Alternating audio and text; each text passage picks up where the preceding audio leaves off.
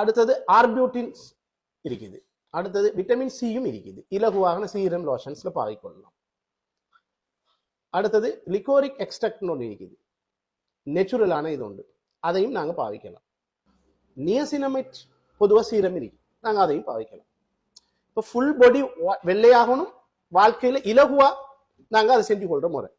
ரொம்ப எக்ஸ்பென்சிவாக காலத்தையும் செலவழிக்காம ஒரு கிரீமை லோஷனை வாங்கி கிரீம் இல்லை லோஷனையும் சீரத்தையும் சோப்பையும் வாங்கி கொண்டு இந்த வேலையை நடத்தி கொண்டு போகும், நாமளும் வெள்ளையாகும்.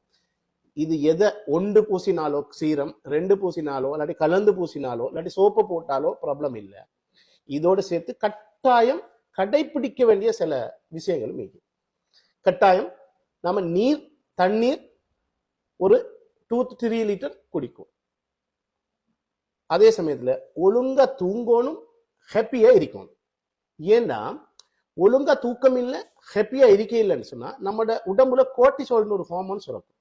அந்த ஹார்மோன்ஸையும் நேரடியாக கருப்புக்கு பொறுப்புன்னு சொல்லுவோமே, கருப்பு கூட்டும், அவ்வளவுதான், வெள்ளையாக விடாது.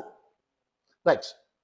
அதுக்கு அடுத்தது நான் பல வீடியோல சொல்லிக்கிறேன், முகத்துல இருந்து வெளியில தெரிகிற உடம்பு வரைக்கும் சன்கிரீம் பாவிக்கும். ஏன் நம்ம வெள்ளையாகிட்டு வருவோம், யூவி ரேஸால சூரிய ஒளியால கருப்பாகி கொண்டு டேமேஜ் ஆகிக்கொண்டே போகும். அப்ப அதை தக்க வச்சு கொள்றதுக்கு சன்கிரீம் பாவிக்கும். அடுத்தது இந்த கிழமைக்கு ஒரு 2 முறை எக்ஸ்போலியேஷன் சொல்றேன். அதாவது தேவையில்லாத கலங்கள், அது இது இறந்த ஸ்கின், ஊத்தத்தன்மையாகிற ஸ்கின், கருப்பு தன்மையாகிறது எல்லாம் அகற்றதுக்கு எக்ஸ்போலியேஷன் சொல்றேன். பொதுவாக கிளைகோலிக் அசிட்னு கிழமைக்கு ஒரு 2 முறை விட்டு விட்டு பாவிச்சா அதுவும் பெஸ்ட். இதையெல்லாம் கடைபிடிச்சி அந்த சோப்போ சீரமோ பாவிச்சு கொண்டிருந்தா ஆட்டோமேட்டிக்கா நம்ம வெள்ளையாகும். இதோட சேர்த்து சில உணவு முறையும் இருக்குது, அடுத்தடுத்த வீடியோல பாருங்க.